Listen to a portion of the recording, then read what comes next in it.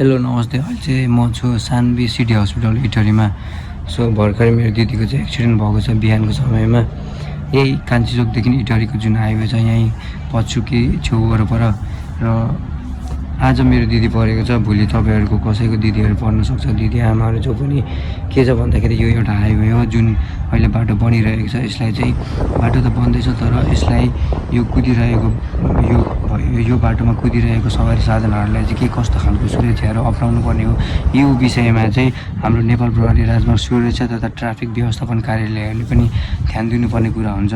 जुन चाहिँ इटहरी सुनसरी कोशी प्रदेशमा रहेको छ हाम्रो यहाँ इटहरीमा चाहिँ उहाँहरूले ध्यान दिनुपर्ने। प्रहरीहरूले कस्तो खालको भूमिका निर्वहन छ उहाँहरूलाई पनि थाहा होला। बट आज हाम्रो दिदी परेको छ, भोलि तपाईँहरूको पर्न सक्छ। यहाँ चाहिँ अत्याधिक मात्रामा बाटो सानो छ तर अत्याधिक मात्रामा सफारीदेखि लिएर विभिन्न सवारी साधनहरू त्यही तरिकामा भागदौड गरिरहेको हुन्छ र यसमा चाहिँ एकदमै दुर्घटना हुने देखिएको छ।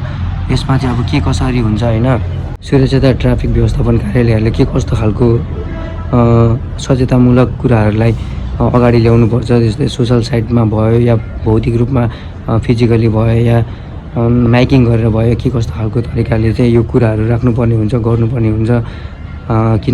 किन भन्दाखेरि यहाँ आज मेरो दिदी एक्सिडेन्ट भएको छ, भोलि तपाईँहरूको हुनसक्छ।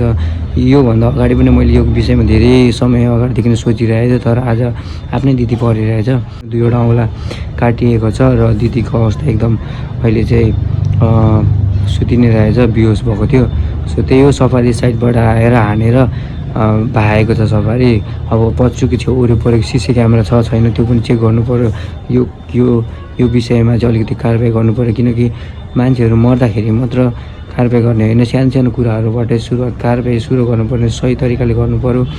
र यसमा चाहिँ हाम्रो ट्राफिक प्रहरी व्यवस्थापन कार्यालय प्रहरीहरूले सम्पूर्णले चाहिँ यो विषयमा अलिकति ध्यान केन्द्रित गर्नुपऱ्यो जस्तो देखिन्छ। किनकि कान्छीदेखि इटहरीसम्मको जुन हाइवेको लाइन छ त्यो अलिकति नै दुर्घटना क्षेत्र रोड देखिन्छ। एकदमै त्यहाँ चाहिँ सावधानी अप्नाउने खालको बाटो छ, सावधानी अप्नाउनै पर्ने हुन्छ। सो त्यही हो, आज चाहिँ म दिदीको यहाँ उपचार भइरहेछ, त्यही यहीँ छु। सो टुर्नामेन्ट माथि भइरहेको छ हाम्रो भलचुरी बिहालचोकमा।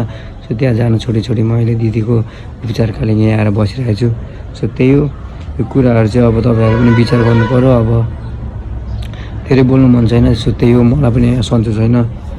सो यसलाई चाहिँ यति नै कारबाही हुनुपऱ्यो, सही तरिकाले अघि बढ्नुपऱ्यो र बाटोको अवस्थाले हेरेर सुरक्षाहरू पनि अप्नाइदिनु पऱ्यो, सुरक्षाहरू लागू गर्नुपऱ्यो, सचेतनामूलक भिडियोहरू, सचेतनामूलक कामहरू देखाउनु पऱ्यो। मान्छेमा पनि एउटा सचेत जागोस्। सवारी साधनहरूदेखि लिएर विभिन्न पैदल यात्रीदेखि लिएर सम्पूर्णमा यो कुराहरू चाहिँ बुझ्नु जरुरी छ। सो त्यही हो, अहिले चाहिँ म बिदा जान्छु। हस् त, नमस्ते।